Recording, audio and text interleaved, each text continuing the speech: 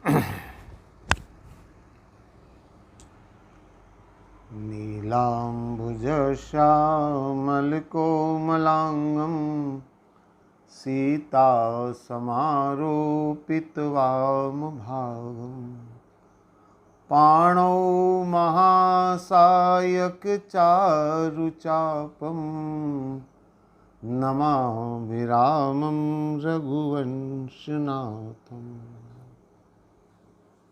आइए श्री राम कथा को हम प्रारंभ करें। सुंदरकांड की चर्चा हमारी चल रही है। हनुमान जी की मां जानकी की खोज और उस यात्रा का जो वर्णन है उसको विभिन्न पहलुओं के माध्यम से मैंने आपके सामने रखने का प्रयास किया। भक्ति मार्ग की साधना, ज्ञान मार्ग की साधना जैसी विभिन्न साधनाओं की चर्चा भी इस प्रसंग में हमने करी है। हनुमान जी का चरित्र अपने आप में बड़ा अलौकिक और बड़ा अद्वितीय है। पिछले भाग में मैंने आपसे निवेदन किया कि हनुमान जी का हर कृत्य इसलिए विलक्षण होता है क्योंकि वो हर कार्य को सोच विचार करके करते हैं। यहां पवन सुत हृदय विचारा, विचार करते हैं। कपिकरि हृदय विचार, विचार करते हैं। बार बार वो विचार करते हैं और जब कोई कार्य सोच विचार करके किया जाता है तो जरूर उस कार्य में सफलता मिलती है। बुजुर्गों के द्वारा एक कहा जाता है, बिना विचारे जो करे सो पाछे पछताए। जो बिना विचार के काम करने लग जाता है उसे बाद में पछताना पड़ता है, लेकिन जो सोच विचार करके कार्य करता है उसे अपने कार्य में सफलता जरूर प्राप्त होती है। और हनुमान जी की सफलता का यही एक सबसे बड़ा कारण है। हनुमान जी भगवान के अनन्य भक्त हैं। भक्त का चरित्र कैसा होना चाहिए, भक्त का भाव कैसा होना चाहिए,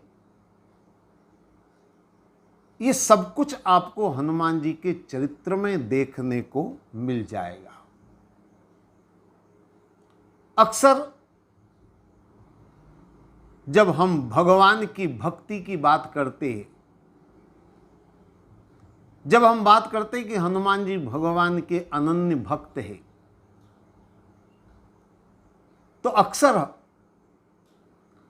हम लोग भगवान की भक्ति का अर्थ ये समझते हैं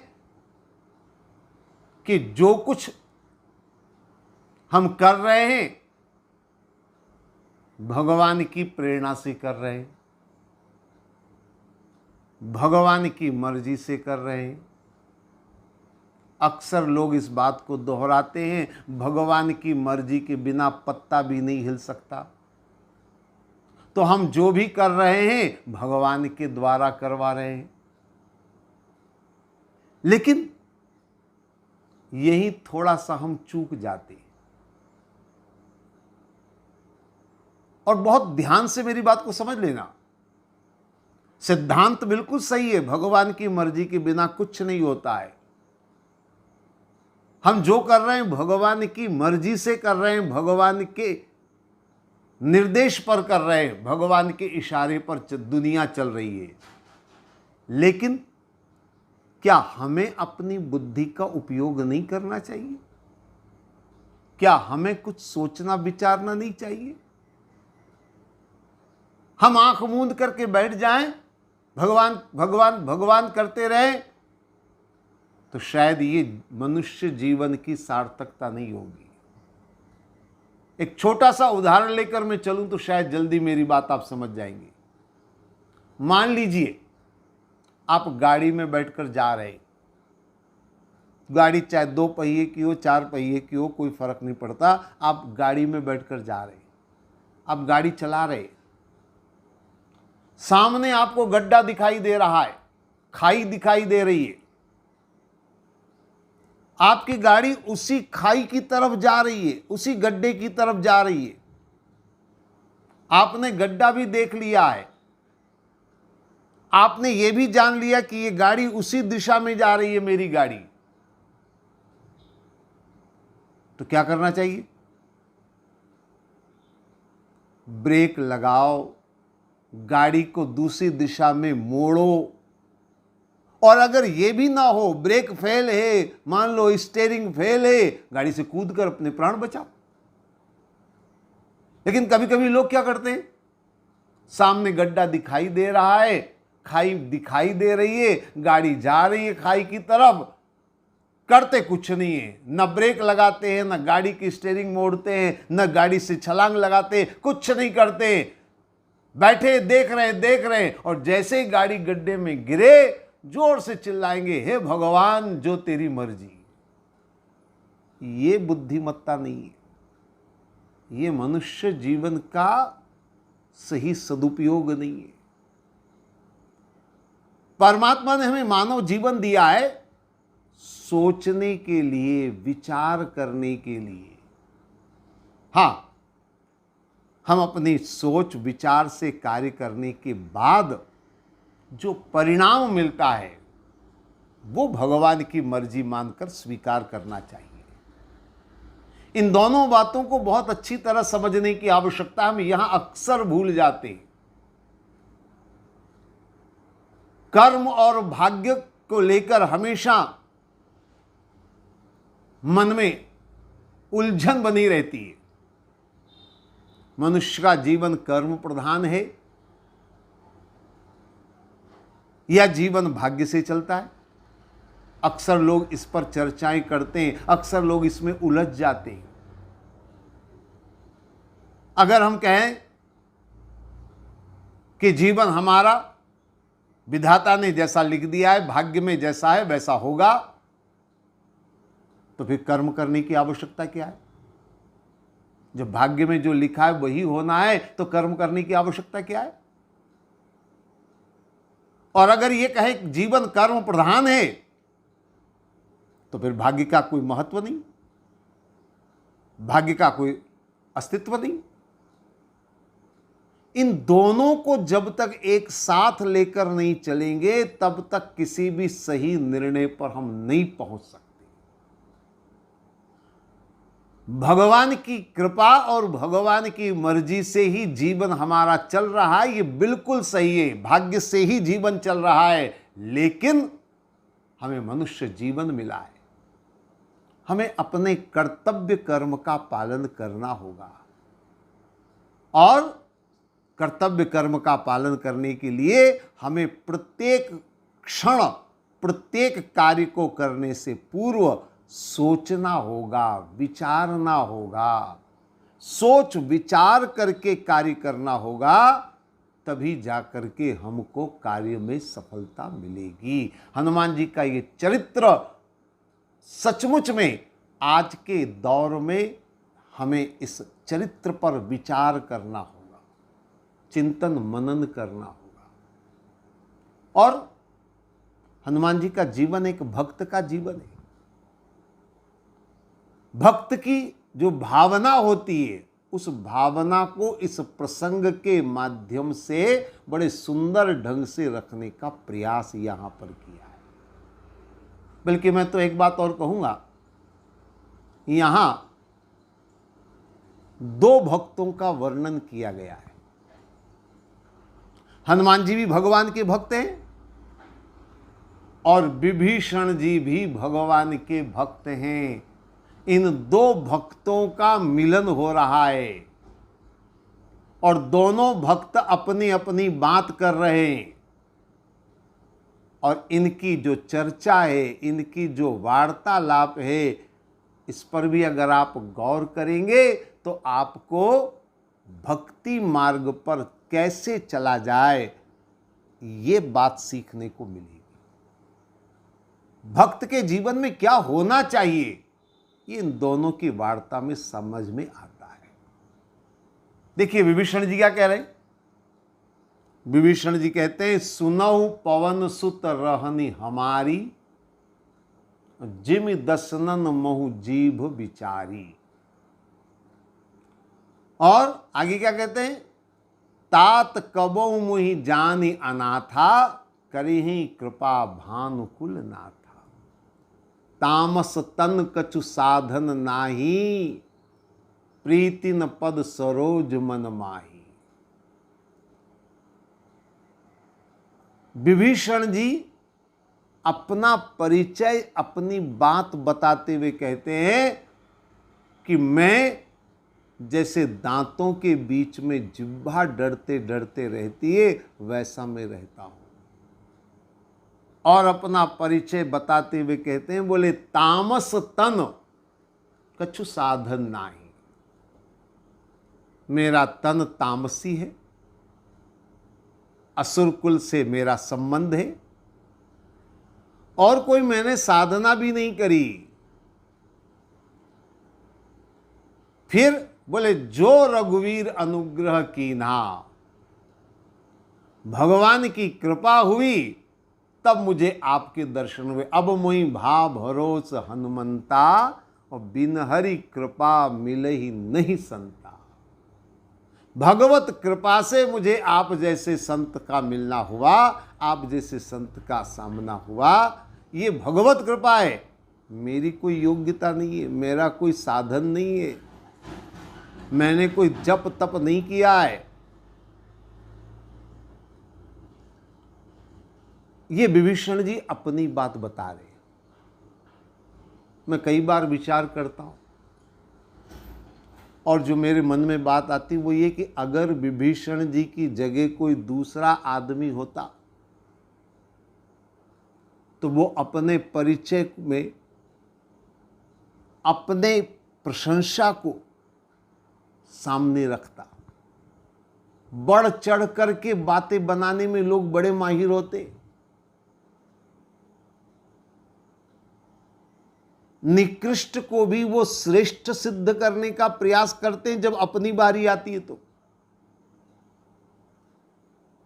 मैं सोचता हूं अगर विभीषण जी की जगह आज के दौर का कोई आदमी होता तो पहले तो वो ये कहता, मैं लंकापति रावण का भाई हूं, लंकेश्वर का भाई हूं, यानी मैं राजा का भाई हूं, अपनी जो है पोजीशन बताता। और मैंने कई लोगों को देखा पोजीशन बताने के साथ साथ अपने आप को और ज्यादा श्रेष्ठ सिद्ध करने के लिए, महिमा मंडित करने के लिए कहते हैं, हूं तो मैं रावण का भाई, पर मेरे विचार उससे मेल नहीं खाते, वो तो बस गलत आचरण करने में, पापाचार करने में लगा हुआ है, इसलिए मैंने उससे अपने आप को अलग कर लिया। मैं बहुत सात्विक हूं, मैं बहुत सज्जन, मैं बहुत धार्मिक हूं, मेरे विचार उससे मेल नहीं खाते। है जरूर मेरा भाई, पर मैं उसके विचारधारा से मेल नहीं खाती मेरी विचारधारा, मैं अपने आप को उससे नहीं जोड़ता। यानी वो रावण की आलोचना करके अपने आप को रावण से भी ज्यादा श्रेष्ठ सिद्ध करने का प्रयास करता। लेकिन विभीषण जी भक्त है, और सच्चा भक्त अपनी श्रेष्ठता का बखान नहीं करता है, अपनी योग्यता का बखान नहीं करता।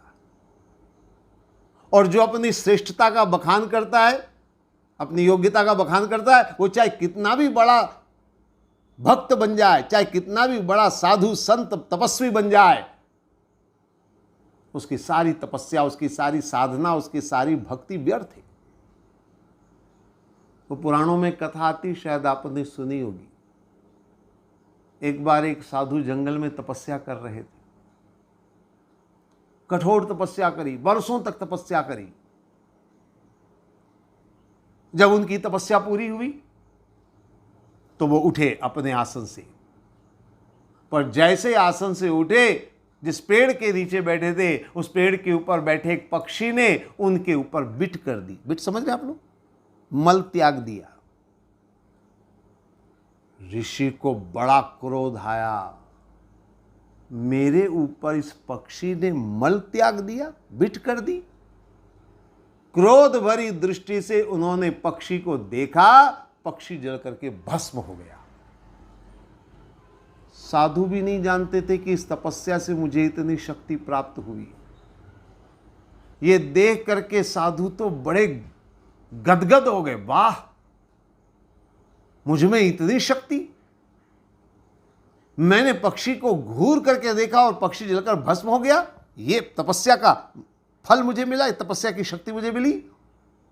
बड़े गर्वित होकर के वो साधु वहां से चल पड़े। चलते चलते एक बस्ती के पास पहुंचे। वहां एक दरवाजे के आगे जाकर के उन्होंने आवाज लगाई, भिक्षाम देहि। भीतर से एक महिला ने आवाज देते हुए कहा, प्रणाम ऋषिवर, बस मैं 2 मिनट आ रही हूं, आप दरवाजे पर रुके। 2 मिनट साधु रुक गया। 2 मिनट के बाद फिर साधु ने आवाज लगाई। अब की बार थोड़ी आवाज और तेज थी, भिक्षाम देहि। भीतर से महिला ने फिर विनम्र शब्दों में कहा, क्षमा करें महाराज, थोड़ा सा विलंब हो रहा है, बस मैं 2 मिनट में आ रही हूं, आप रुकिए। 2 मिनट और रुक गए साधु, फिर भी वो महिला नहीं आई। साधु को बड़ा गुस्सा आया। साधु ने मन में सोचा, मुझे मामूली भिखमंगा समझ रखा इसने, जो दरवाजे पर खड़ा कर दिया। मैं इतना बड़ा तपस्वी, मैं इतना बड़ा सिद्ध, और ये घर में आराम से बैठी, बाहर आ नहीं रही। तीसरी बार साधु ने और क्रोध भरी वाणी में कहा, भिक्षाम देहि। हे देवी, तुझे अगर कुछ देना है तो जल्दी से आ जा। जब ऐसी क्रोध भरी वाणी में साधु ने कहा तो वो महिला निकल करके आई और हाथ जोड़ करके बोली, महाराज क्षमा करें, क्षमा करें, थोड़ा सा विलंब हो गया, पर आप इतना क्रोध मत करिए। और उस महिला ने बड़े विनम्र सरल शब्दों में कहा, महाराज आपका इतना क्रोध अच्छा नहीं है, और मैं कोई वो पेड़ वाली पक्षी नहीं हूं कि आप क्रोध की दृष्टि से देखेंगे तुम भस्म हो जाओगी। अब जैसे ही उस महिला ने ये कहा, साधु की तो आंखें फटी की फटी रह गई। इस महिला को कैसे पता चला कि मैंने जंगल में पक्षी को देखा और वो भस्म हो गया? तुरंत साधु को अपनी गलती का एहसास हुआ। उस महिला के चरणों में दंडवत प्रणाम करके साधु गिर पड़ा। मेरे कहने का अभिप्राय यह है कि हम अपने आप को जब बहुत ज्यादा श्रेष्ठ मानने लग जाते हैं तो हम अपनी साधना और तपस्या से गिर जाते हैं। सच्चा भक्त वो है जो अपने महिमा को गाने की बजाय अपने अवगुणों पर ध्यान दे, अपने दोषों पर ध्यान दे, अपनी कमियों को देखे, अपने अवगुणों को देखे। वो सच्चा भक्त है। भक्ति मार्ग पर चल वही सकता है। विभीषण जी अपने अवगुण देख रहे, तामस तन कछु साधन नाही, तामसी देह है मेरी। ये विभीषण जी के चरित्र है। आपने देखा होगा, विभीषण जी जब भगवान राम की शरण में जाते हैं तब भी विभीषण जी क्या कहते हैं, नाथ दशानन कर में भ्राता और निश्चर वंश जन्म सुर त्राता। ये परिचय दिया उन्होंने। उन्होंने ये नहीं कहा कि मैं पुलस्त ऋषि के कुल में पैदा हुआ, विशर्वा मुनि का पुत्र हूं, ऐसा महिमा मंडित अपने आप को नहीं किया। उन्होंने अपने अवगुण, अपने दोष वो सामने रखे परमात्मा के। तो सच्चा भक्त वो है जो अपने अवगुणों को ध्यान में रखे, स्मरण रखे, अपनी कमियों को ध्यान में रखे। ये विभीषण जी का चरित्र है। तो एक तरफ ये विभीषण जी है और दूसरी तरफ आप हनुमान जी, वो भी कम भक्त नहीं, वो भी बड़े महान भक्त है। अब हनुमान जी भी अपनी प्रशंसा नहीं करते, वो तो अपना नाम तक नहीं बताते किसी को। जब विभीषण जी ने कहा आप अपना परिचय अपने बारे में बताइए, तो गोस्वामी जी लिखते हैं, बोले तब हनुमंत कही सब राम कथा। कथा किसकी सुनाई? राम की सुनाई। विभीषण जी के सामने राम की कथा सुना रहे। और हनुमान जी तो किसी के भी सामने अपना नाम वगैरह, अपना परिचय, अपनी योग्यता, अपनी विशेषता नहीं बताते। हनुमान जी लंका में गए। जो हनुमान जी ने कार्य किया वो शायद असाधारण कार्य था। उन्होंने मां जानकी की खोज के साथ साथ एक साथ कई काम किए। अक्षय का वध करके उन्होंने रावण को यह संदेशा दिया कि हे लंकेश्वर, तुम्हारे पास जो भी धन संपदा है, राजपाट है, पुत्र पौत्र है, जिनको तुम अक्षय मान बैठे हो, वो एक पल में उनका क्षय हो सकता है। राम का दूत क्षय कर देता, इसलिए अक्षय को मारा और लंका को जलाया। एक हुंकार लगाई, गर्भ स्रवई सब निश्चर नारी, सारी गर्भवतियां स्त्रियां जो है उनका गर्भपात हो गया।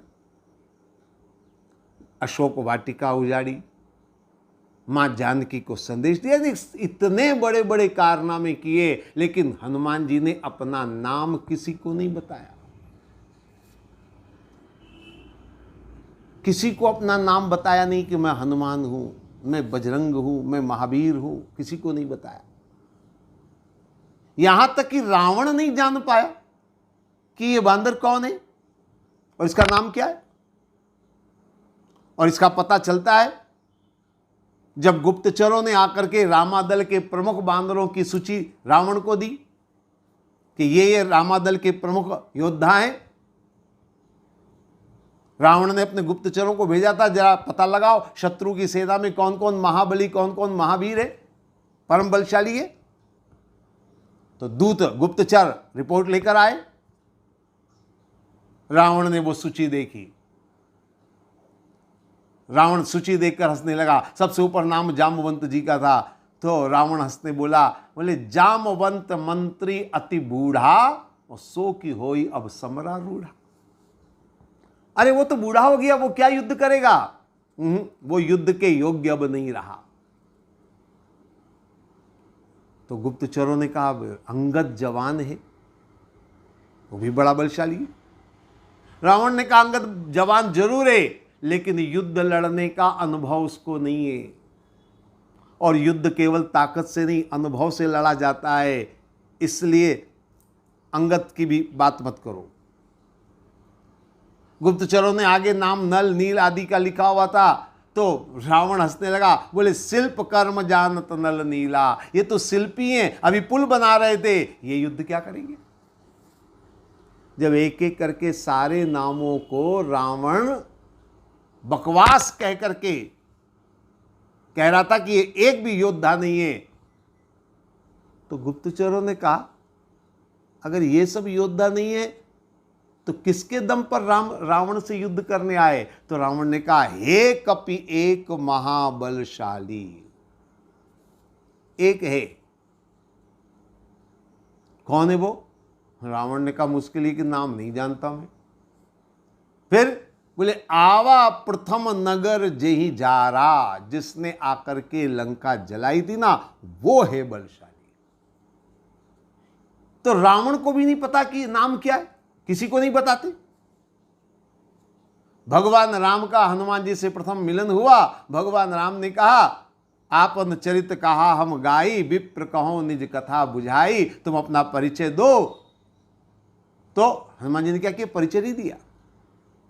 प्रभु पहचान ही पर्यो प्रभु चरणा, सो सुख उमा जाय नहीं बरना। चरणों में गिर पड़े। ओ पहचान लिया मैंने, आपको पहचान लिया। कभी अपना नाम नहीं, कभी अपनी प्रशंसा नहीं। ये हनुमान जी का चरित्र है। मां जानकी की खोज करके बानर पहुंचे तो सारे बानर हनुमान जी की प्रशंसा करने लगे। नाथ पवन सुत कीन जो करनी, सहसौ मुखन जाय सो बरनी, पवन तनय के चरित सुहाए। ऐसी महिमा गाने लगे हो, हनुमान जी ने ये काम कर दिया, ये काम कोई नहीं कर सकता था। जैसे ही भगवान के सामने हनुमान जी की महिमा गाने लगे बानर लोग, तो जानते हनुमान जी ने क्या किया?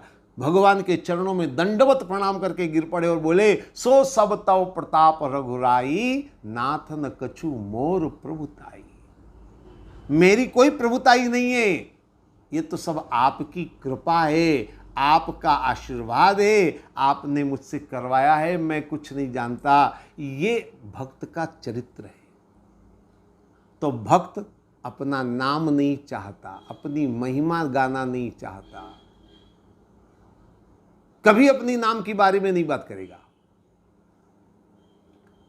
हनुमान जी कहते हैं, सुनौ विभीषण प्रभु के रीति, करहि सदा सेवक पर प्रीति। जो रघुवीर अनुग्रह कीना, तो तुम मोहि दरस हट दीना। तो ये दोनों भक्तों का जो मिलन है, दोनों भक्तों का जो चरित्र है, ये हमें सिखाता है कि भक्ति का मार्ग कैसा है और भक्त का जीवन कैसा होता है। अब भक्त से भक्त का मिलन तो हो गया, लेकिन हनुमान जी अपने लक्ष्य को भूले नहीं है। ऐसा नहीं कि मिल गए भक्तराज, हो बस आनंद आ गया, अब वार्तालाप करेंगे, बैठकर गप्पे लड़ाएंगे। लक्ष्य क्या है?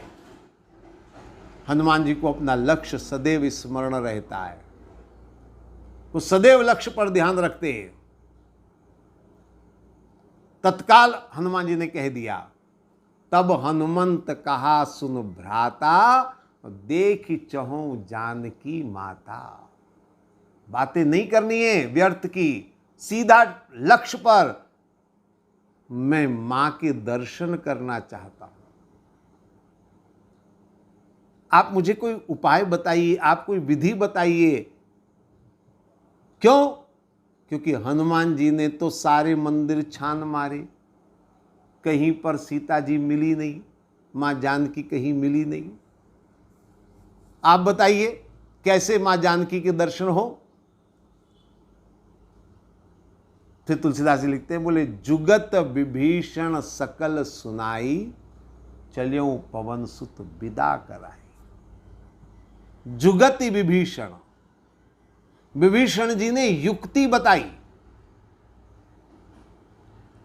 और हनुमान जी ने उस युक्ति का अनुसरण किया। याद रखिए, चाहे कोई कितना भी बड़ा भक्त हो, साधक हो, साधना करने वाला हो, अगर प्रभु प्राप्ति भक्ति को पाने में अगर कोई उसको युक्ति बताता है, तो उसका अनुसरण उसे तुरंत कर लेना चाहिए।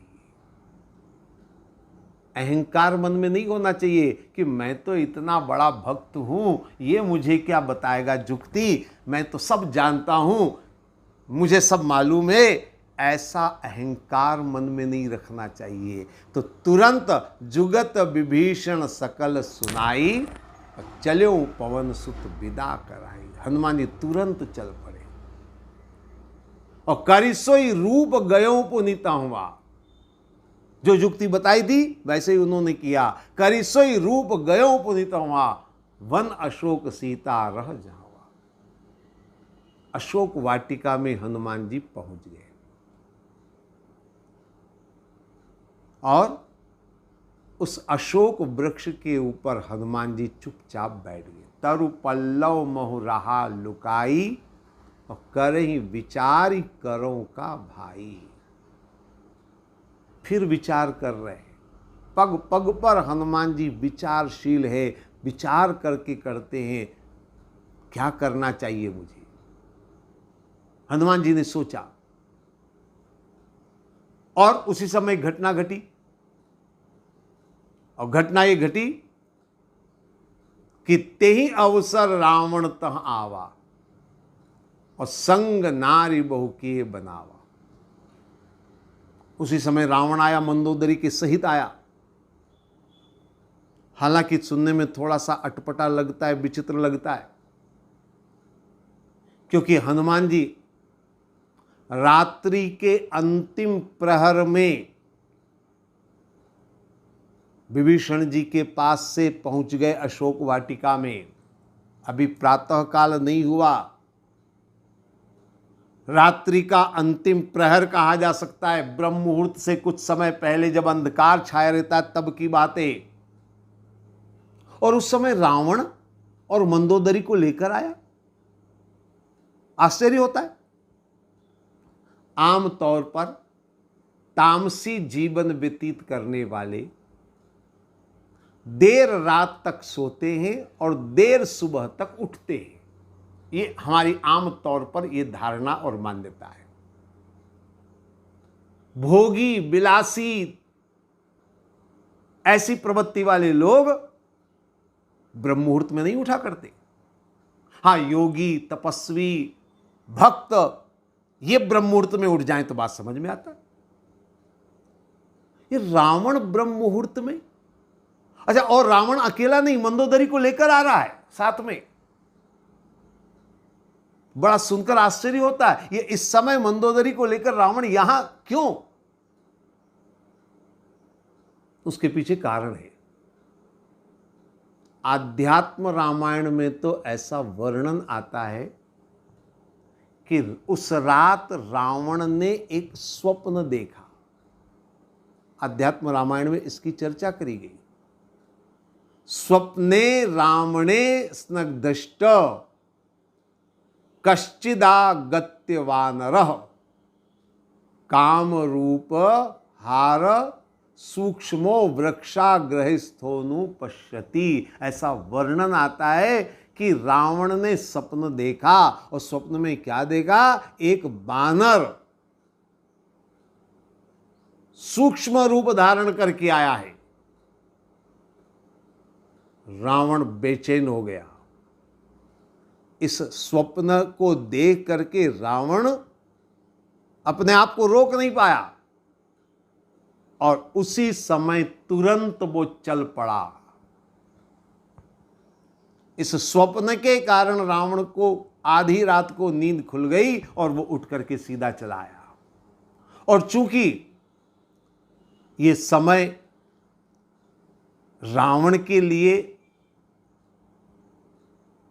एक तरह से प्रतिकूल समय था, इतना सवेरे कभी उठता नहीं था रावण, तो मंदोदरी को शंका हुई। तो मंदोदरी भी साथ चलने को तैयार हुई। मैं आपके साथ चलूंगी। आखिर इस समय आपको अचानक जाने की क्या सूझी? तो इसलिए मंदोदरी साथ में। अब रावण मंदोदरी के साथ में पहुंचा। तुलसीदास जी लिखते हैं, बहुविधि खल सीत ही समझावा साम दाम भय भेद दिखावा। रावण ने तरह तरह से डरा धमकाना शुरू किया। साम दाम, राजनीतिज्ञ तो था ही वो, साम दाम दंड भेद, सब तरह से रावण ने डराने का प्रयास किया। अब हनुमान जी चुपचाप ये सारा क्रियाकलाप देख रहे हैं। हनुमान जी का ये चरित्र बड़ा अलौकिक है। हनुमान जी चुप क्यों बैठे? रावण इतना जानकी को डराने का प्रयास कर रहा है, हनुमान जी क्यों नहीं उछल करके सामने आए? बहुत सारी बातें हैं, लेकिन अभी समय हो रहा है। हम आगे क्रमशः इसकी चर्चा करते रहेंगे। आज इतना ही। ओम सर्वे भवन्तु सुखिनः, सर्वे सन्तु निरामया, सर्वे भद्राणि पश्यन्तु, मा कश्चित् दुःख भाग् भवेत्। ओम शांति शांति शांति।